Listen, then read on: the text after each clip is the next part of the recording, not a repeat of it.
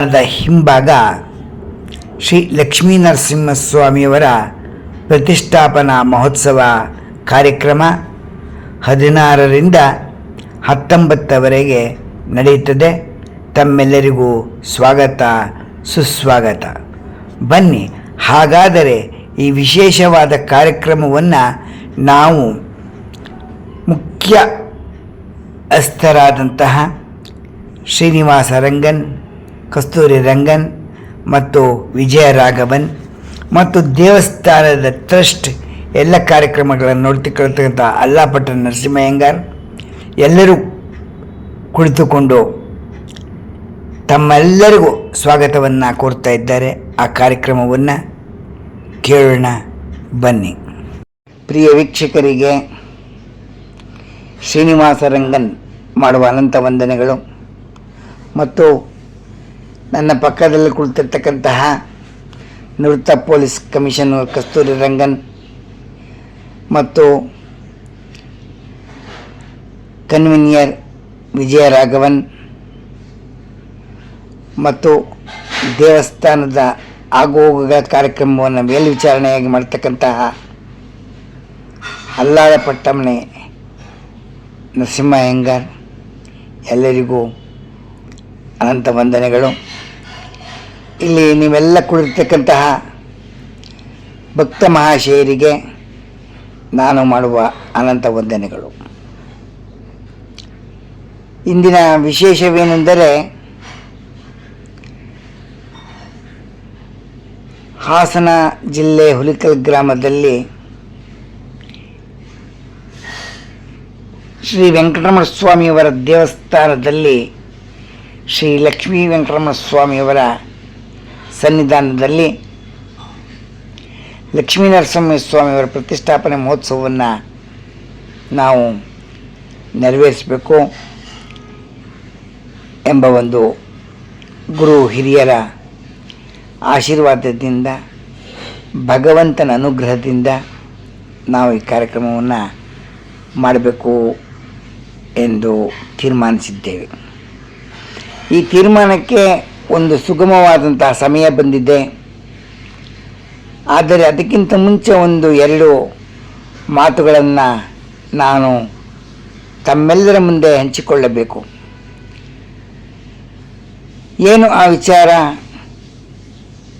ಪ್ರತಿಷ್ಠಾಪನೆ ಆಗುವುದು ಎಲ್ಲರಿಗೂ ತಿಳಿದ ವಿಚಾರವಾಗಿದೆ.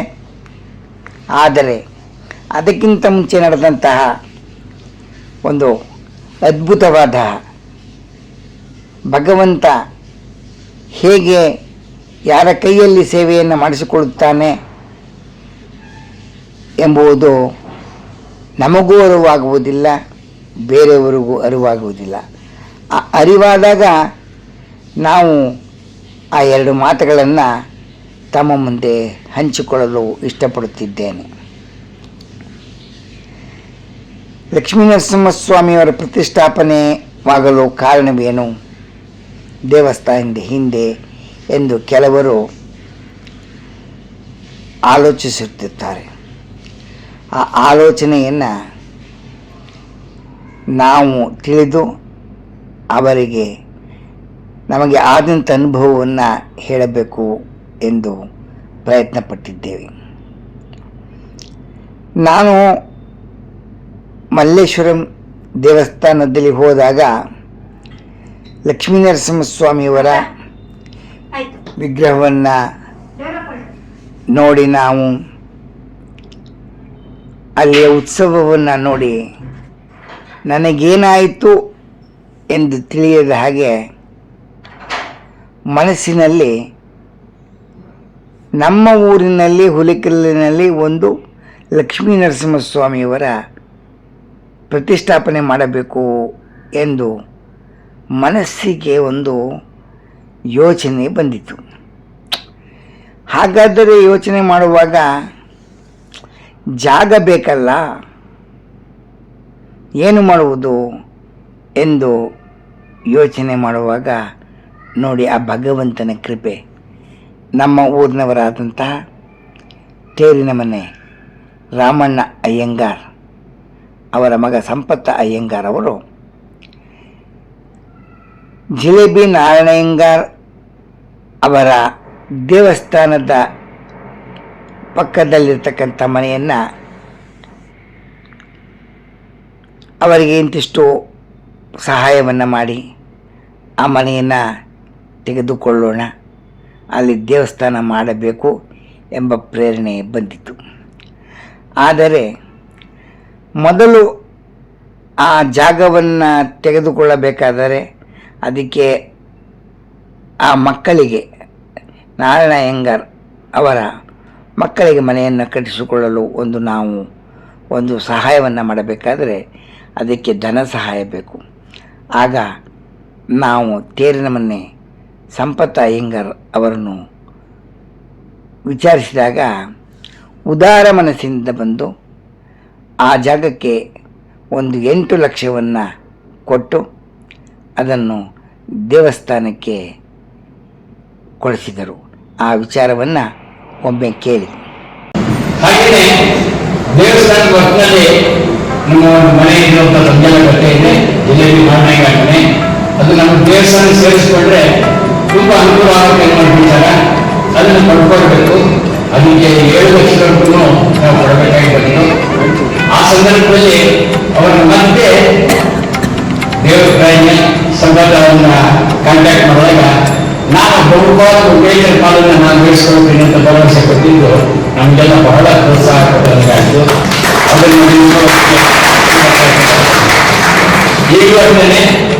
ತೇರಿನ ಮನೆ ಸಂಪತ್ ಅಯ್ಯಂಗಾರ್ ಅವರು ಜಾಗವನ್ನು ಕೊಡಿಸಿದರು.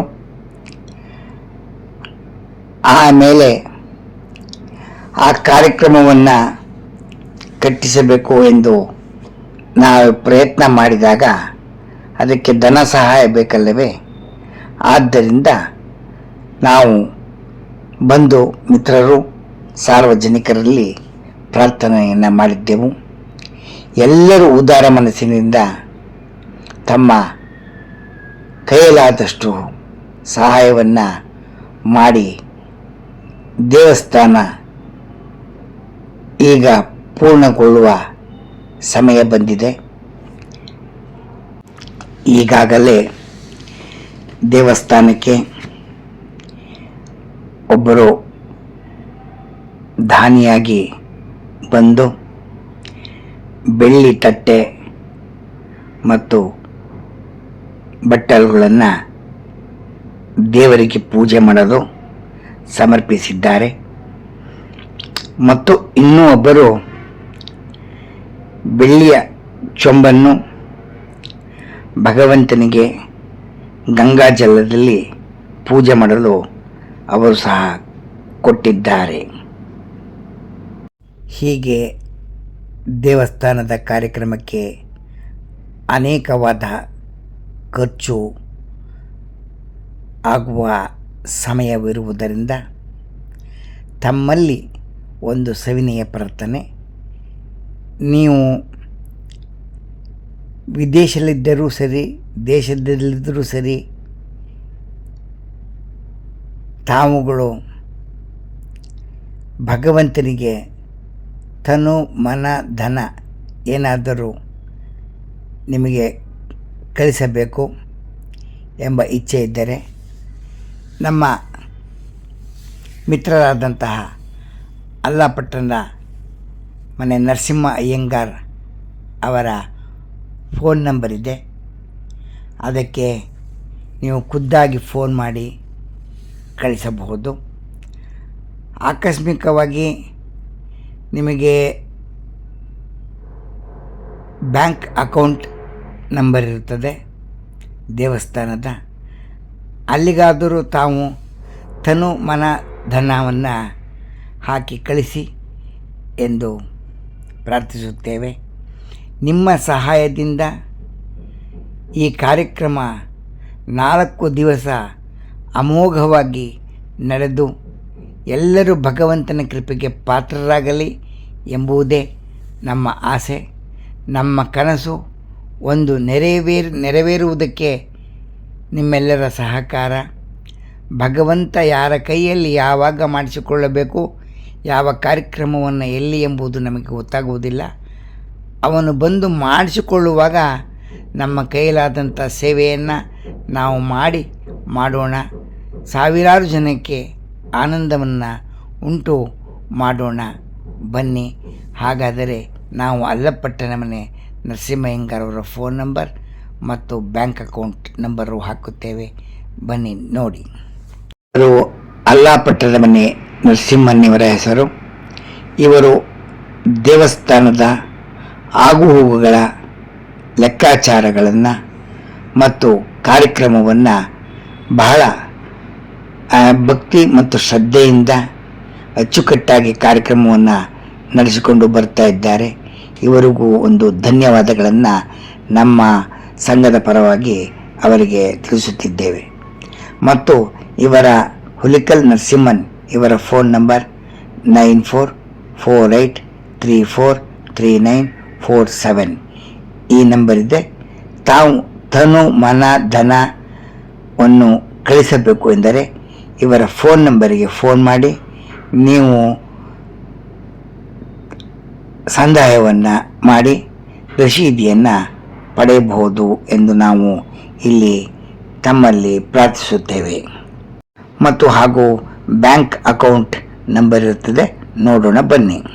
ಭಕ್ತ ಮಹಾಶಯರೇ, ನಮ್ಮ ಊರಿನ ದೇವಸ್ಥಾನದ ಬ್ಯಾಂಕ್ ಅಕೌಂಟ್ ಇದೆ. ಅಕೌಂಟ್ ನಂಬರಿಗೆ ಹಣವನ್ನು ತನು ಮನ ಧನ ಕಳಿಸ್ತಕ್ಕಂಥವರು ಕಳಿಸಬಹುದು. ನಿಮ್ಮೆಲ್ಲರ ಸಹಕಾರದಿಂದ ಈ ಕಾರ್ಯಕ್ರಮ ಅಮೋಘವಾಗಿ ಅದ್ಭುತವಾಗಿ ಎಲ್ಲರಿಗೂ ಆನಂದವನ್ನು ನೀಡಲಿ ಎಂದು ಪ್ರಾರ್ಥಿಸುತ್ತಾ ನಮ್ಮ ಎರಡು ಮನದಾಳದ ಮಾತನ್ನು ತಮ್ಮ ಜೊತೆ ಹಂಚಿಕೊಳ್ಳಲು ತಾವೆಲ್ಲ ಬಹಳ ಅವಕಾಶ ಮಾಡಿಕೊಟ್ಟಿದ್ದಕ್ಕೆ ನಿಮ್ಮೆಲ್ಲರಿಗೂ ಮತ್ತು ಇಲ್ಲಿ ಕುಳಿತಕ್ಕಂತಹ ಗಣ್ಯ ವ್ಯಕ್ತಿಗಳಿಗೆ ನಾವು ವಂದನೆಯನ್ನು ಸಮರ್ಪಿಸುತ್ತೇವೆ. ಬನ್ನಿ. ಹಾಗಾದರೆ 16ರಿಂದ 19ರವರೆಗೆ ನಡೆತಕ್ಕಂತಹ ಶ್ರೀ ಲಕ್ಷ್ಮೀ ನರಸಿಂಹಸ್ವಾಮಿಯವರ ಪ್ರತಿಷ್ಠಾಪನೆ ಕಾರ್ಯಕ್ರಮವನ್ನು ನೋಡೋಣ. ಬನ್ನಿ, ಆನಂದಿಸೋಣ. ಬನ್ನಿ.